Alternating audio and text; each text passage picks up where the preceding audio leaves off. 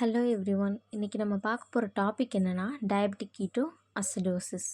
Diabetic keto acidosis அப்படின்னா என்னென்னா, நம்மளுடைய பாடியில் கீட்டோன் லெவல் எப்போ அதிகமாகுதோ அந்த கண்டிஷனை தான் டயபெட்டிக் கீட்டோ அசிடோசிஸ் அப்படின்னு சொல்கிறோம்.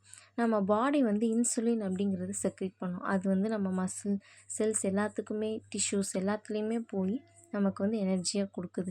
எப்போ நம்ம பாடியில் அந்த இன்சுலின் லெவல் செக்ரீட் ஆகலை, போதுமான அளவு நமக்கு கிடைக்கல அப்படிங்கும்போது நம்ம உடம்புல இருக்க ஃபேட்டை அது பிரேக் டவுன் பண்ணி நமக்கு எனர்ஜியாக கொடுக்கும். அப்படியே அந்த ஃபேட்டு பிரேக் டவுன் ஆகும்போது அந்த நம்மளுடைய பிளட் ஸ்ட்ரீமில் கீட்டோன் அப்படிங்கிற ஆசிட் அதிகமாக செக்ரீட் ஆகும். இப்படி அதிகமாக செக்ரீட் ஆகிறதுனால அது நம்மளுடைய பாடிக்கு ஒரு சீரியஸ் கண்டிஷனை உருவாக்கும் அப்படின்னு சொல்கிறோம். டிகேயோட காசஸ், அதாவது அது எப்படி ஏற்படுது அப்படின்னா, இப்போ ஒருத்தவங்க டயபெட்டிக் பேஷண்ட்டாக இருந்தாங்கன்னா இன்சுலின் ஒழுங்காக எடுத்துக்காமல் இல்லை அதை மறந்துட்டு இருப்பாங்க. அந்த மாதிரி டைமில் வரும். யூரினரி ட்ராக்ட் இன்ஃபெக்ஷன்ஸ், இந்த மார்பு தொற்று அப்படின்னு சொல்லுவாங்க, அது இந்த மாதிரி ஏதாவது இருந்துச்சுன்னா, இல்லை அவங்களுடைய பாடியில் போதுமான அளவு வாட்டரை இன்டேக் பண்ணிக்கல அப்படின்னா உடம்பு டீஹைட்ரேட் ஆகும். அதனால கூட வரலாம். அப்புறம் ஃபீவர், இல்லை ரொம்ப ஸ்ட்ரெஸ்ஸில் இருக்காங்க, இல்லை வேறு ஏதாவது உடம்புல ஃபீவர் அந்த மாதிரி ஏதாவது இருந்துச்சுன்னா வரலாம்.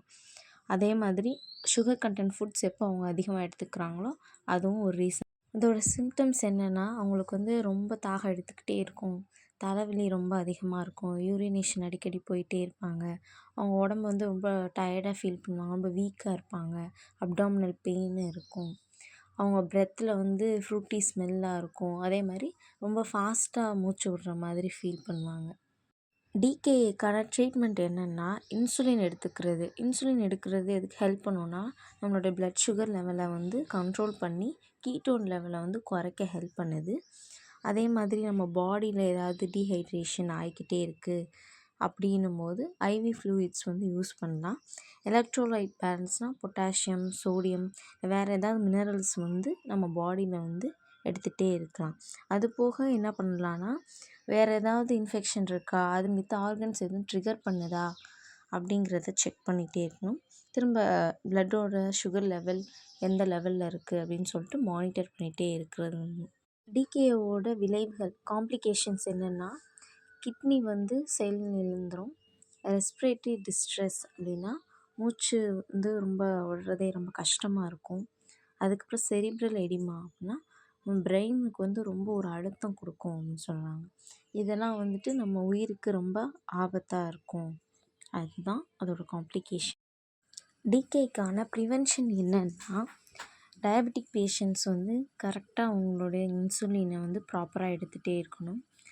கரெக்டான ஃபுட்ஸ், கரெக்டான வாட்டர் லெவல் எல்லாமே மெயின்டைன் பண்ணி ஹெல்த்தியாக இருக்கணும். பிளட் சுகர் லெவல் எப்படி இருக்குது அப்படிங்கிறத அடிக்கடி பார்த்துக்கிட்டே இருக்கணும். இப்போ அவங்களுக்கு ரொம்ப ஏதாவது ஸ்வெட் அதிகமாக இருந்துச்சு, வாமிட் அதிகமாக வருது, ரொம்ப டயர்டாக ஃபீல் பண்ணுறாங்க, அப்படி இல்லைன்னா உடம்புல வேறு ஏதாச்சும் ஃப்ரீக்வெண்ட் யூரினேஷன் அந்த மாதிரி ஏதாவது ஃபீல் பண்ணாங்கன்னா டாக்டரை கன்சல்ட் பண்ணணும். இதோட கன்க்ளூஷன் என்னென்னா, டயபெட்டிக் பேஷண்ட்டாக இருந்தாங்கன்னா அவங்க டிகேஏ வராமல் ப்ரிவெண்ட் பண்ணிக்கிறணும். ஏன்னா அது ஒரு சீரியஸ் காம்ப்ளிகேஷன்.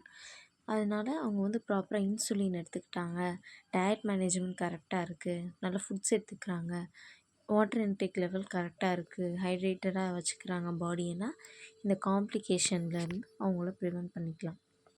இதுதான் டயபெட்டிக் கீட்டோ அசிடோசிஸ். தேங்க்யூ.